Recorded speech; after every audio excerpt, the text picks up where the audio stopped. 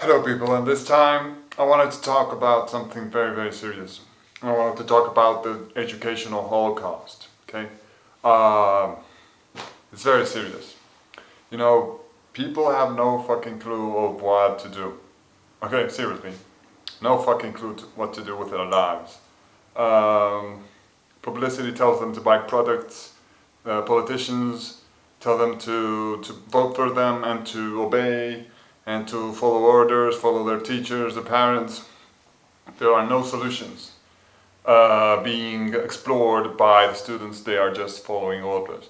So that's very problematic. You're not creating, society is not creating problem solvers, but rather very dependent and irresponsible people.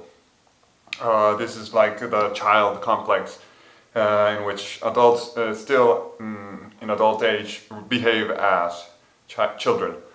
Um, what I think is necessary with urgency is to really stop the educational system as it is and revolutionize it by just making people think, really think thoroughly. For example, instead of making stupid excuses for, you know, gathering information about, historical events and I don't know, and formulae that are supposed to solve a certain mathematical problem or some linguistic grammatical structure. I think that we should use the tools as soon as possible and just put it into practice and express oneself in the most accurate fashion. Um, so theory is not being exposed in the same way as, or actually I should say, students aren't being exposed to the same amounts of theory as practice, as empirical action. So, for example, if you study chemistry, you study a lot of mathematics and all the associations with the molecules and atoms, etc. That's cool. That's nice to know the theory, but if you don't apply it in practical terms, like in a lab, that memory will more probably disappear in the mind, in the long-term memory of the brain of the student.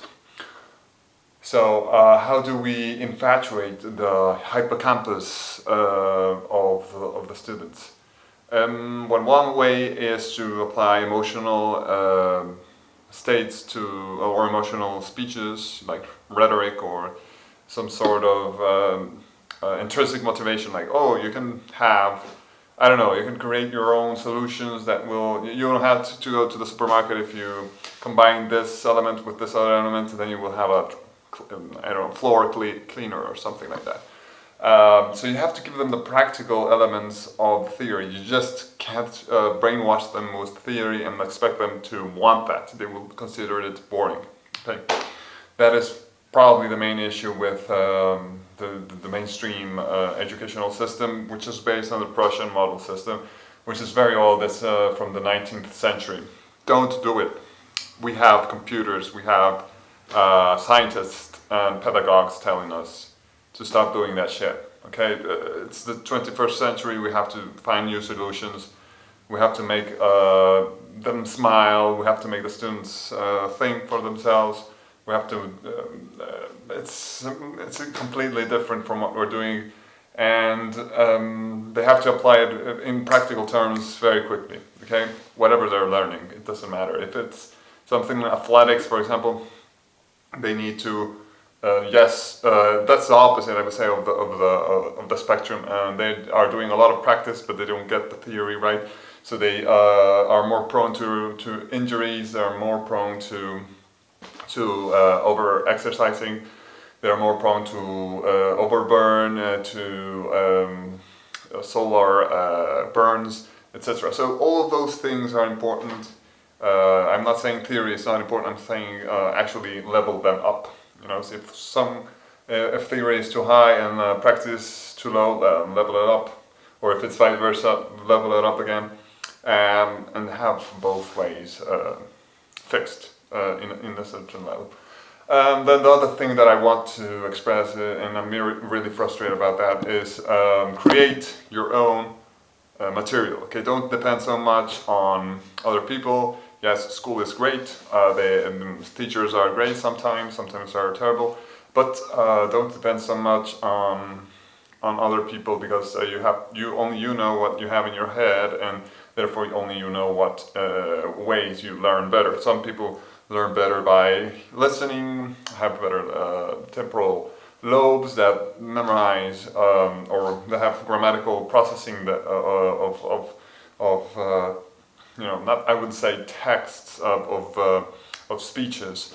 Some people are better learning at visualizing, and of course, there's a combination too, visualizing and audio. The other people learn more by doing, and so on. So you have to explore yourself, and don't stay with just one method. You have the internet, you can search a lot of things, and there's not only Google, there is also, Alta Vista, well now it's Yahoo, Bing, there are many websites. You can search on Wikipedia a huge list of web browsers, search engines, in which you can search for terms that you have curiosity about. The next one is create your own test beds. This is a term borrowed from the software development community that stipulates that there are places, let's say, how can we explain this in non-technical terms? There's a place, okay? There's a lab where you can experiment safely and not get permanent damage.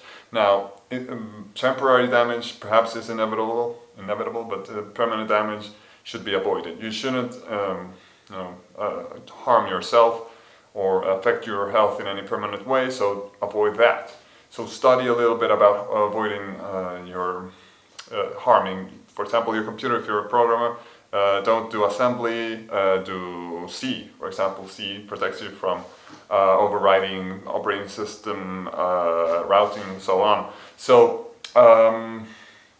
if you are, for example, teaching history, make them enact a history part or a famous speech by, I don't know, Abraham Lincoln, or make it more interactive. Make them try to perhaps change a little bit of history and see how that goes, and make them work their imagination. Okay, so be creative. That's the key. Don't be boring. Don't be close-minded. Try to advance a theory that is accompanied with practice and a test bed, a safe test bed, where you can do a lot of things. So, for example, you're not gonna enact those history moments with your student by being in a dangerous forest where there are, I don't know, tigers. Bad example perhaps, because there are no tigers left in the world thanks to another Holocaust of ecology, right? But let's suppose that there are tigers in India, and your students are in India. They are eaten by tigers while they are enacting, the Abraham Lincoln speech. That's a bad idea. Okay, so obviously, safe test bed. Another example: if you're in a chemistry lab, wear your gloves and your glasses to protect your basically your face and your hands, because that's the main parts that are not covered by clothes. Okay, very basic stuff, but sometimes it's not put into practice incredibly. Another thing is, well, of course, what I'm working on is edutainment, which is gamify things. They make them fun, make them interactive, make them like a video game. People are addicted to video games. So if we are going to make them addictive to something, let's make them addictive to something actually productive or educational in this case.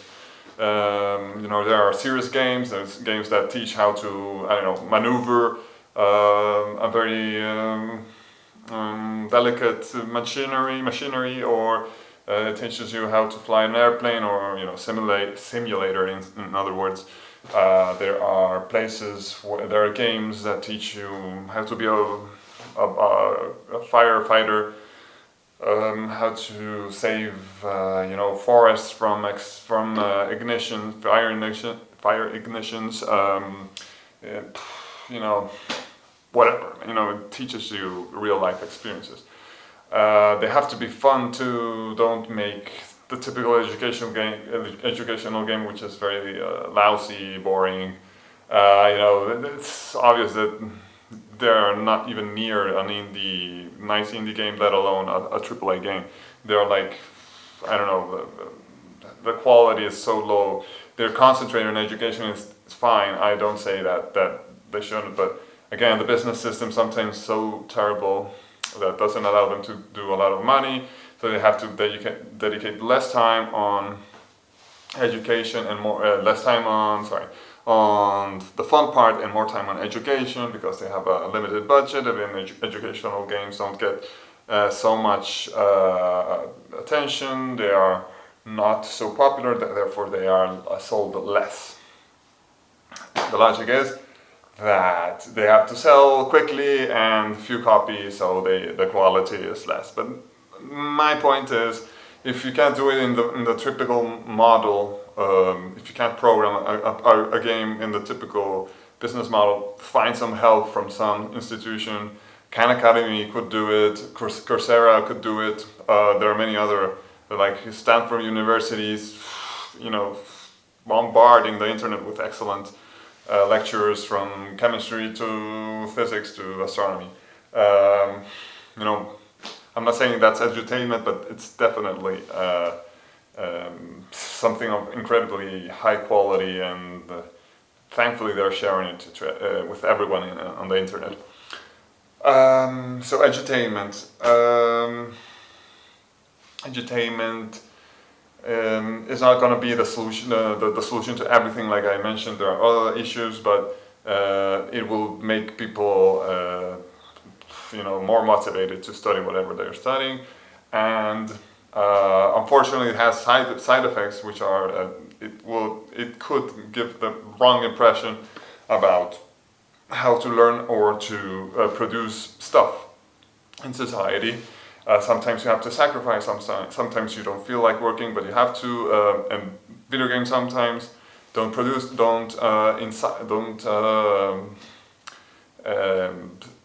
Video games don't. Oh God, I can't come with a word right now. It doesn't incite that. It doesn't give that impression. That to produce something you have to sacrifice. It's the opposite. Some video games gives you the impression that everything's fun, that everything's eloquent and rhythmic and colorful and beautiful and symphonic. We all know that sometimes we get really bored at producing stuff, and it's frustrating, and it's sometimes really boring, and people want to escape that reality. But the reality is that sometimes things are like that. I mean, we have to build a house. It's not going to be the maximum pleasure in the universe. It's going to be tough. You have to build, put the mortar, put the bricks, the iron, sticks and things like that. I mean, it's hard work. People lose patience. They discuss, they fight, etc. Okay, so it's not only edutainment. That's what I'm saying. But it's part of it. It can release stress, and it can motivate students. And the last thing I wanted to say about education is that don't allow yourselves to be brainwashed. Unfortunately, we have a shitty economic system that promotes sales at the expense of honesty. So people will sell you shit that you don't need in order to get some money and to survive in this world. So they have to be dishonest, basically, if they want to survive. If they're a salesman, and they will lie to you, they do it all the time. In internet companies, they do it in I don't know, on the street, sellers, street salesmen, insurance companies, and everybody, basically. So the only people that you can trust is basically your family and your friends, and even those people are imperfect in many ways. So again, a lonely, shitty world. What can we do? But we can improve it with time by making society less consumeristic and more thoughtful, more critical thinker. So the last thing that I wanted to say is that it's not going to be easy. I know 4 languages, barely speak Japanese because I don't practice it in real life. I don't. My profession doesn't entail that, but I will eventually become a native speaker because I know I can do it. I did it with Italian, English, and now I'm going to do it in Japanese. The thing about languages is that it takes time. I am 33 years old, and since I was a child, I've been speaking Spanish. But the majority of technical things, I study them in English, because computer science is in English.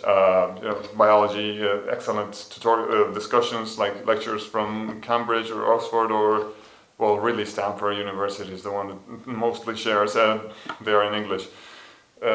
So I use mostly English, occasionally Italian too.